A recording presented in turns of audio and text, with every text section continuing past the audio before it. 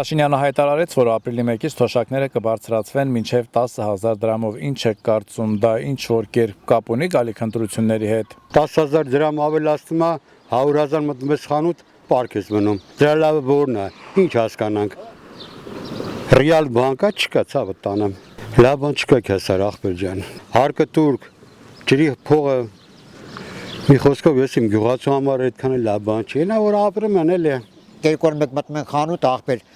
2 օր 3 օր մեկ պապիրոզը 50 դրամ թանկանում է, հա, այն մյուտելիքը 50 դրամ թանկանում է, այնի թանկանում է, ոնց կլինի բա։ Այդ 40,000, 50,000 ումն է պետք, ինչի՞ց է պետք։ Երեք չեմ այսօր մտել եմ մարոժնի մարե, ախպեր, այսօր նոր հենց տղերքով առանք, նույն մարոժնին 30 դրամ թանկացել էր ախպեր։ Պատրեմ ասում աղջի ջան, երեք չեմ այսօր էս գիրակ թանկացել է։ Ինչ ասես ախպեր։ Չէ օրեկան 2 օրը 1-3 թանկություն անեմ։ Այդ որ երկրում ատես բան։ 50,000 թոշակ ինչ է։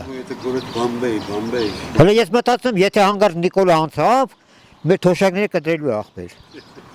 100%։ Մարդկան նստածա կնոպի տեղը չի մանեմ կամ չի մանեմ, որը պետք է սխմի ախպեր։